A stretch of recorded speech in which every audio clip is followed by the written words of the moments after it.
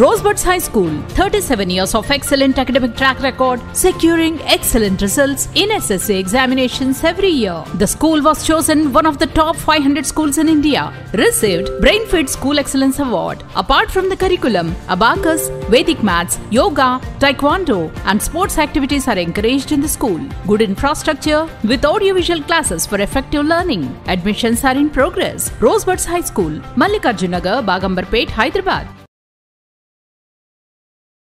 హరీష్ అన్నను మాట్లాడాల్సిందిగా కోరుతున్నాను.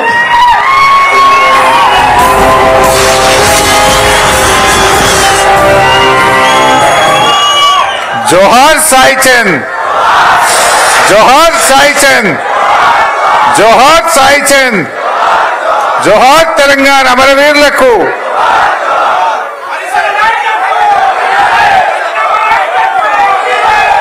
సభాధ్యక్షత వహిస్తున్న సోదరిమణి సాయిచంద్ సతీమణి రజనీ సాయిచంద్ గారికి, గౌరవ మాజీ మంత్రివర్యులు శ్రీనివాస్ గౌడ్ గారు, నిరంజనన్న గారు, లక్ష్మారెడ్డి గారు, మిత్రులు ఆర్ఎస్ ప్రవీణ్ గారు, మాజీ శాసనసభ్యులు రామ్మోహన్ రెడ్డి గారు, ఆల వెంకటేశ్వర రెడ్డి గారు, రాజేందర్ రెడ్డి గారు, పట్నం నరేందర్ రెడ్డి గారు, సునీత మహేందర్ రెడ్డి గారు, జైపాల్ యాదవ్ గారు, కార్పొరేషన్ చైర్మన్లు ఎర్రోల శ్రీనివాస్ గారు, శాసన మండలి సభ్యులు నవీన్ రెడ్డి గారు, వాల్యానాయక్ గారు, మరియు వేదిక మీద ఉన్న చాలా మంది పెద్దలు, ముఖ్యంగా సాయిచంద్ అభిమానులు, కుటుంబ సభ్యులు, మీడియా మిత్రులు, అమరచింత అక్కా చెల్లెళ్లకు, అన్నదమ్ములకు, రాష్ట్ర వ్యాప్తంగా తరలి వచ్చిన సాయిచంద్ అభిమానులకు హృదయపూర్వకంగా శిరస్సు వంచి నమస్కారం తెలియజేస్తా ఉన్నా.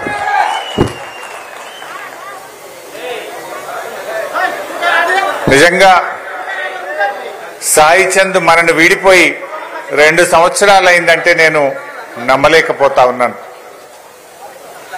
కాలం గడిచింది, సాయి జ్ఞాపకాలు నా మదిలో, మనందరి మదిలో మాత్రం ఇంకా తిరుగుతూనే ఉన్నాయి. సాయి చంద్ను మనం కొంతమంది ఒక గాయకుడిగా చూస్తారు.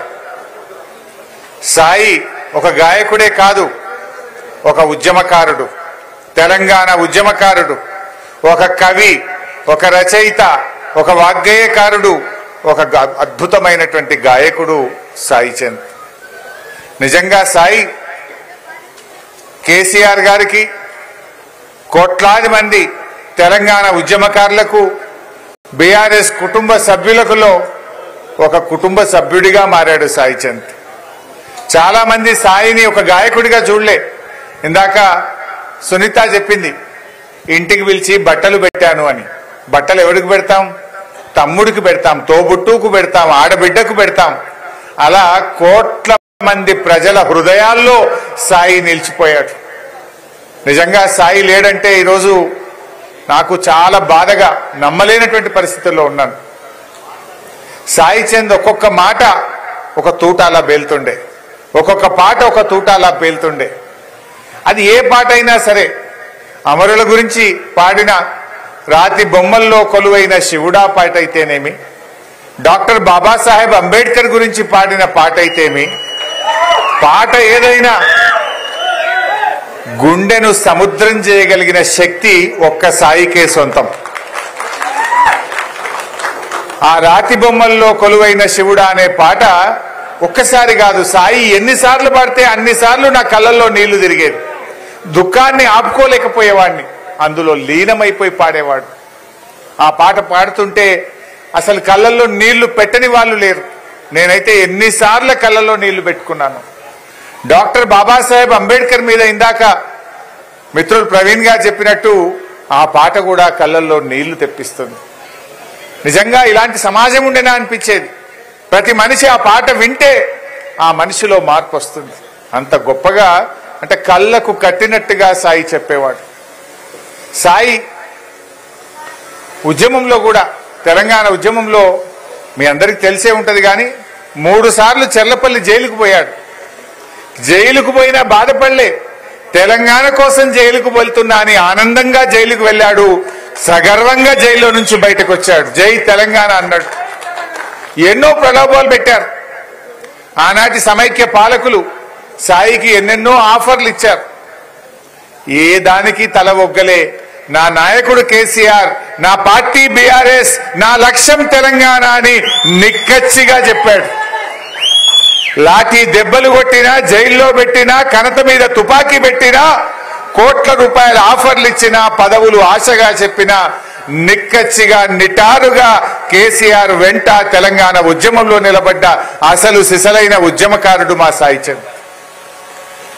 నిజంగా నాకు ఒక సోదరులాగా, ఒక తోబుట్టులాగా నేను సాయిని చూసుకునేవాడిని. ఎంత ప్రేమ, ఆప్యాయత, నిజాయితీ ఆయన మాటల్లో ఉండేది. ఈ కాలంలో మనం చూస్తూ ఉంటాం, చాలా మంది తొందరగా మెట్లెక్కాలని, అధికారం కావాలని, పదవులు కావాలని, డబ్బులు కావాలని ఎన్నింటికో పార్టీలు మారుస్తుంటారు, రంగులు మారుస్తుంటారు. కానీ సాయి నిజాయితీగా ఒక ఉద్యమకారుడిగా పనిచేశాడు. నిజంగా ఈరోజు సాయి ఉండుంటే ఎంత బాధపడి ఉండేవాడు. జై తెలంగాణ అనే వ్యక్తి ఈ రాష్ట్రానికి ముఖ్యమంత్రి అయిందంటే సాయి గుండె ఎంత బాధపడేదో. ఒక్కనాడన్న జై తెలంగాణ అన్నాడు అయి రేవంత్ రెడ్డి. జై తెలంగాణ అననివాడు ఇవాళ ఏం మాట్లాడుతుండు? కేసీఆర్ ఆనవాళ్లు లేకుండా చేస్తా అని మాట్లాడుతుండు. కేసీఆర్ ఆనవాళ్లు లేకుండా చేయడం అంటే తెలంగాణ ఆనవాళ్లు లేకుండా చేయడం. కేసీఆర్ అంటే ఉద్యమం, కేసీఆర్ అంటే అభివృద్ధి, కేసీఆర్ అంటే సంక్షేమం.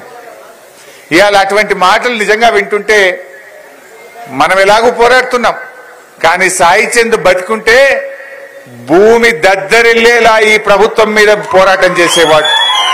ఎన్ని పాటలు పాడేవాడో, తెలంగాణ సమాజంలో ఎంత ఆయన ప్రభావితం చేసేవాడు. మొన్న బీఆర్ఎస్ రజతోత్సవం జరుపుకున్నది. ఆ రజతోత్సవ సభలో వేదిక మీద కూర్చొని నా పక్కన కూర్చున్న వాళ్ళతో సాయి లేని లోటు కొట్టొచ్చినట్టు కనపడుతుంది అని దాదాపు 10 నిమిషాలు నేను ఆ సభలో సాయినే యాద్ చేసుకున్నా. అయ్యో సాయి ఉంటే ఈరోజు ఎట్లా ఉంటుండే, సాయి లేని సభ జరుగుతుందే ఈ రజతోత్సవ సభ అని చెప్పి చాలాసేపు సాయి పాటలు, సాయి మాటల్ని ఆ సభలో నేను చాలాసేపు యాద్ చేసుకున్నాను. నిజంగా ఈరోజు సాయి విగ్రహాన్ని నేను ఆవిష్కరిస్తున్నా అంటే నా గుండె బరువెక్కుతా ఉంది. ఇంత చిన్న వయసులో సాయి మనను వదిలిపోవడం నిజంగా ఇది చాలా చాలా బాధాకరం. నాకైతే అసలు పార్ట్ ఆఫ్ మై లైఫ్ నిజంగా సిద్దిపేట కోడికూత సాయి చంద్ ఇదేందని మీరు అనుకోవచ్చు. సిద్దిపేట కోడికూత సాయి చంద్ ఏందని మీరు అనుకోవచ్చు. సిద్దిపేట ప్రజలు పొద్దున్నే నిద్రలేస్తారంటే సాయి చంద్ పాటతోనే ఈ రోజు కూడా నిద్రలేస్తారు. ఎందుకు అని మీరు అనొచ్చు. నేను సిద్దిపేటలో తడి చెత్త, పొడి చెత్త అని, రోడ్ల మీద చెత్త ఉండొద్దని, ఒక క్లీన్ అండ్ గ్రీన్ టౌన్ తయారు చేయాలని నేను ఒక ప్రయత్నం చేస్తూ ఉంటే ఓ రోజు సాయి వచ్చాడు. ఏందన్నా రోజు పొద్దుగాల 5 గంటలకు లేచి రోడ్ల మీద తిరుగుతున్నావు అన్నాడు. ఈ విషయం ఇట్లా ఇట్లా అని చాలాసేపు మాట్లాడితే ఒక మంచి పాట రాసిచ్చాడు నాకు. పొద్దున్నే చెత్తబండమ్మ చెత్తబండమ్మ, తడి చెత్త పొడి చెత్త అని ఒక చక్కటి పాట, ఇంత 1.5 నిమిషం 2 నిమిషాల పాట రాసిచ్చాడు. తానే పాడి అందించాడు. అన్ని ట్రాక్టర్లకు, అన్ని ఆటోలకు ఆ పెన్ డ్రైవ్ పెట్టాం. ఈరోజు పొద్దున్నే సిద్దిపేట ప్రజలు ఏ పాట వింటారంటే సాయి మాట, ఆ పాట రూపంలోనే ప్రజలు వింటారు. పొద్దున్నే 5 గంటలకు 5 గంటలకు ట్రాక్టర్లో అన్ని ట్రాక్టర్లు సాయి పాట వేసుకొని బయలుదేరుతా. ఈ రోజు కూడా సిద్దిపేట ఆ గొంతు నేను సిద్దిపేటలో ఏ రాత్రి పడుకున్నా 5 గంటలకు 5:30కు సాయి పాట నా చెవుల్లో గింగు గింగుగా వినపడతా ఉంటుంది. నిజంగా బాధ వస్తుంది, చాలా బాధ కలుగుతూ ఉంటుంది. అట్లా ఆయన ఎన్నో కార్యక్రమాలు, సామాజిక సేవ, దళిత ఉద్యమాల్లో కావచ్చు, ఈరోజు మద్యపాన నిషేధంలో కావచ్చు, యువతీ యువకులు పెడదవులు పడుతుంటే దాని విషయంలో ఆ యువకుల్లో ఒక మార్పు కోసం కావచ్చు, తెలంగాణ ఉద్యమం నుంచి మొదలుకుంటే ఎన్నో కార్యక్రమాల్లో పాల్గొన్నటువంటి ఒక మంచి నాయకుడు సాయి. నిజంగా సాయిని కేసీఆర్ గారు కూడా ఉన్నతమైన స్థానంలో చూడాలనుకున్నారు. మాతో చాలాసార్లు మాట్లాడారు. మా నిరంజన్ అన్నతో, శ్రీనివాస్ గౌడ్తో, లక్ష్మారెడ్డి గారితో చాలాసార్లు మాట్లాడారు. కానీ విధి వెంటాడింది, దురదృష్టం ఆయన చిన్న వయసులో మనకు దూరమయ్యాడు. కానీ తప్పకుండా సాయి ఆశయాలను, సాయి ఆలోచనను, కేసీఆర్ గారి ఆలోచనల్ని సోదరిమణి రజనీ గారి రూపంలో తప్పకుండా ముందుకు తీసుకొని పోదాం. నిజంగా రజనీని కూడా నేను మనస్ఫూర్తిగా అభినందిస్తా ఉన్నాను.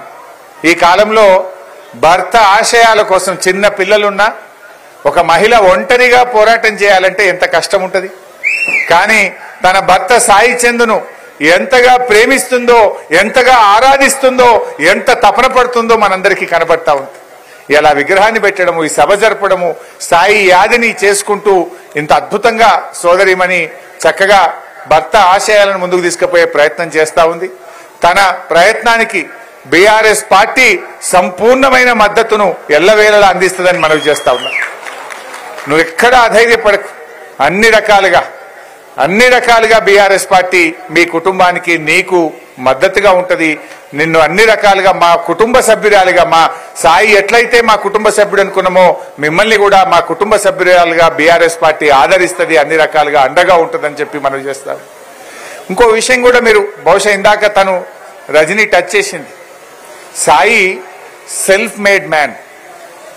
ఆయన పుట్టంగానే వెంకటరాములు గారు పాపం తండ్రి గారు పేద కుటుంబంలో పుట్టాడు. సాయి చిన్న వయసులో తల్లిని కోల్పోయాడు. సాయి పైకొచ్చిందంటే కష్టాన్ని నమ్ముకున్నాడు.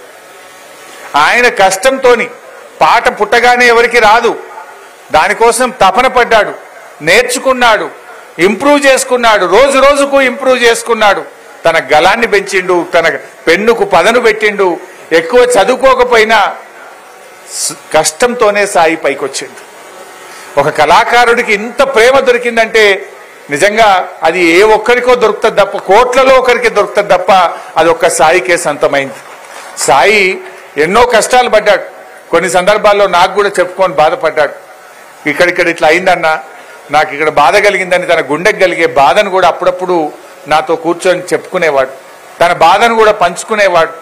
కానీ గుండెలో ఎంత బాధ ఉన్నా లక్ష్యాన్ని వీడేవాడు కాదు. తన గమ్యాన్ని ముందుకు పోతూ, తన ప్రయత్నాన్ని ముందుకు తీసుకుపోతూ వెళ్తూ ఉండేవాడు. అందువల్ల ఈ తరం యువత కూడా నేను కోరేది ఒక్కటే, సమయాన్ని వృధా చేసుకోకండి, సాయిని ఆదర్శంగా తీసుకోండి, కష్టాన్ని నమ్ముకోండి. జీవితంలో ఒక పట్టుదలతో ప్రయత్నం చేస్తే తప్పకుండా మనం పైకి వస్తామనడానికి సాయి చంద్ ఒక ప్రత్యక్షమైన ఉదాహరణ.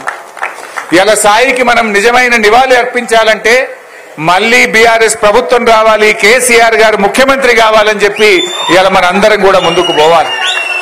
ఇవాళ ఈ రాష్ట్ర ముఖ్యమంత్రి, ఎందుకంటే జై తెలంగాణ అనే బీఆర్ఎస్ ప్రభుత్వం పోయింది, ఇవాళ నై తెలంగాణ అనే ప్రభుత్వం వచ్చింది. జై తెలంగాణ గవర్నమెంట్ పోయింది, నై తెలంగాణ గవర్నమెంట్ వచ్చింది. సాయి ఏమంటాడు? మాట్లాడితే జై తెలంగాణ అంటాడు. మళ్ళీ జై తెలంగాణ గవర్నమెంట్ రావాలి, మళ్ళీ కేసీఆర్ గారు ముఖ్యమంత్రి కావాలి. ఆ దిశగా సాయి అభిమానులుగా మీరందరూ కూడా ముందుకు సాగాలని చెప్పి కూడా ఈ సందర్భంగా నేను కోరుకుంటూ, మరొక్కసారి సాయికి గుండెల నిండా నివాళులు అర్పిస్తూ, మరి సాయి చంద్ గారికి ఆత్మశాంతి చేకూరాలని చెప్పి, సాయి చంద్ కుటుంబానికి బీఆర్ఎస్ పార్టీ పూర్తిగా అండదండలు అందిస్తుందని మనవి చేస్తూ, జై తెలంగాణ, జోహార్ సాయి చంద్ కు. ఆలస్యమైన రెంజల రాజేష్ గారు